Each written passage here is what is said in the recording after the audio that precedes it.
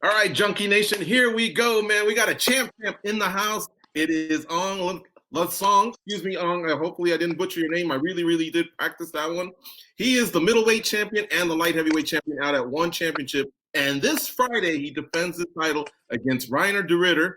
You can watch it for all you North American-based fans on BR Live. And of course, if you go to the ONE FC website, they have all the info there for all the countries and how you can watch the fight on Friday, the 30th, right? 8:30 a.m. Eastern, 5:30 p.m.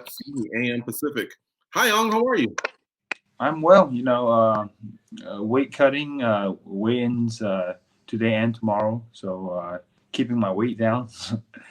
um, but other than that, I'm great, man. We're in beautiful Singapore. Um, it's nice to finally have a fight, so it's great. Yeah. And this is going to be one of those fights that you've had outside of Myanmar and Japan. This is your first fight really outside of that environment, and with I don't want to say no fans because I read up on ONE Championship's website. I guess they're going to allow 250 fans, but you know what I mean. It's a lot different. Tell me, are you excited about that experience? Yeah, it's certainly going to be different, but fortunately for me, I've cornered a lot of my teammates who fought in LFA, and other shows as well during the pandemic. So I know what no audience feels like. 250 would be great, but yeah, it's not going to be any different. I started my career and we used to fight in like little nightclubs, bars, and stuff like that. So it's not a problem for me. Champ, I wanted to ask you a question. You coming in with an undefeated record. Everybody's been undefeated at some point, and then eventually you experience that first loss, whether it's in amateur wrestling, whether it's in amateur MMA, or even professional. At some point, you take that L. And what do you think he's thinking? And do you think have you seen a lot of fighters come in too overconfident when they are undefeated? And can you capitalize on that? Oh, definitely. Undefeated fighter has that mindset that they can't lose because they've never felt defeat. So for me, it's an edge for me because as soon as I land my first shot, they're gonna realize, oh man, this is something else. And if you look at my track record, last 3 years, I fought a few undefeated fighters and I beat them all. So um, I have a pretty good track record against undefeated fighters as well. Um, but that being said, he is dangerous. He finds ways to win. Um, but I don't think he's fought anybody like me. Now you're out at Sanford MMA, and I'm not sure yet where these guys are at in terms of being available to you. But that was like light heavyweight, middleweight, central for many years with Rashad Evans, Anthony Johnson, Volkan Oezdemir. Are they still around? Have they been training for it, or have you had to come up with a new crew? We have a new group, but we're really strong. We have a really strong welterweight crew right now. We have a really strong welterweight crew right now, which is good for me because I'm weight wise and height wise, I'm close to them. And then we have a pretty solid heavyweight base as well. So and we are growing our middleweight. We got Derek Brunson, we got Brendan Allen who's fighting in a couple weeks coming up as well.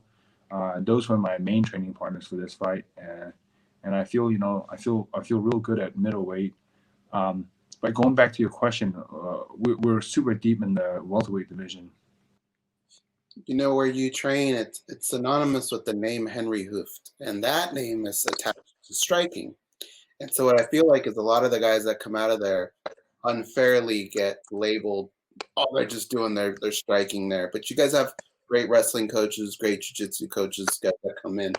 Your opponent, that's probably what he's going to want to do, is maybe try and take this fight to the ground. You're no fish out of water, though, on the ground. Is there a little piece of you that kind of wants to prove him wrong and just kind of maybe shut him up in that aspect of the fight? Not really. I just want to get that W, and in a good emphatic way, in a way that fans would love to see, and fans want to see some good mixed martial arts and good, good fight on the feet, and they'll see it, on Friday night. Your bout with COVID-19, we've heard from different fighters, different effects that they've had. Is there anything, any kind of residual or like, would you have any advice for anybody that was going through it, how to recover better? Yeah, don't stress, man. Don't stress. Make sure your immune system is strong. Get plenty of rest. Um, for me, my symptom wasn't as bad. I would say it's just like a seasonal flu. Um, and I can't really talk so much about it because I know some COVID people with COVID had much worse symptoms. Um, but just understand, there's not much we can do, but make sure we eat healthy, make sure we sleep good, get plenty of drink plenty of water, get plenty of sunlight, exercise, and just take care of our immune system. If our immune system is strong, we'll be better equipped to fight this virus. And also, when I got it, my 5-month-old daughter also got it, and she got over it. So it's not as fearful as some of you guys may think. Well, we're certainly glad that you recovered, along with everybody that you may know, because we all know a lot of people at this point that have had it. So that's great to hear. Now, Aung La, I wanted to ask you just a couple more here, and we're very gracious of your time here on Fight Week, especially with you cutting weight. Thank you. Champs. I'm not a big fan, and I'll tell you why. It seems like they win belts, and then a division gets held up, but you've actually been very busy. I went back and looked. Your 2017 was busy. Your 2018, 19, and of course, COVID slowed things down on 2020. But do you still like trying to juggle that, or would you rather just? I mean, you already accomplished the feat. You won the 2 titles. At some point, would you just rather focus on one of the divisions and then go forward with that? Yeah, that's a great question. After this bout, I'm gonna have to really sit down with my coaches because I feel much better at middleweight.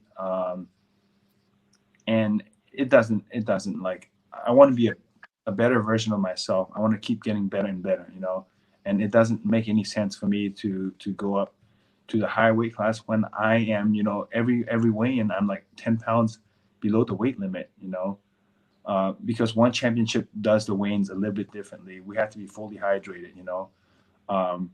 that being said, I want to be the best version of myself, and I feel like the best version of myself is at middleweight.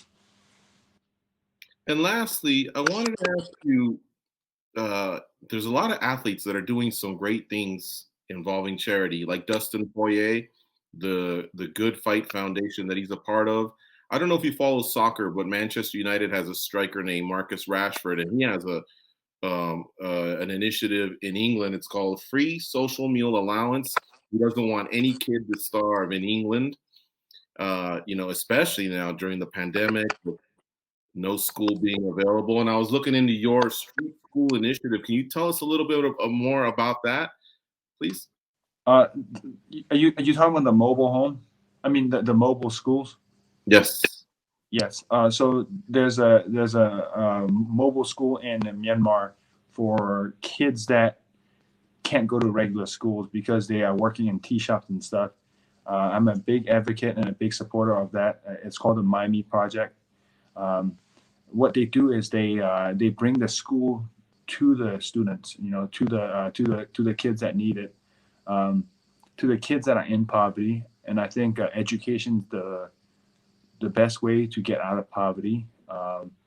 And by educating these kids, we give them a brighter future. So that's one of the projects that I'm really big supporter of, and that I really help out with. And one other thing that I'm doing right now is sponsoring some kids to do lead weight as well as go to school. I got right now, because of the circumstance, I have like 5 kids that are training lead weight and also going to school at the same time. Man, that's awesome. Congratulations for doing that. All you athletes that are able to share, a lot of your experiences and obviously some of the resources, financial resources to share it with others. That's incredible. And I also got to give a shout out to Beneil Dariush, UFC lightweight. Same thing. He visited Haiti recently. and he's done a lot for the kids there. So kudos to you, champ, for getting involved in charity like that. And we want to thank you a lot for your time today. Again, during fight week, I know it's not easy to do this, media, especially when we're doing hydration. So thank you very much for giving us some time here on MMA Junkie Radio. And thank you so much for waiting for me. I apologize again. Thank you.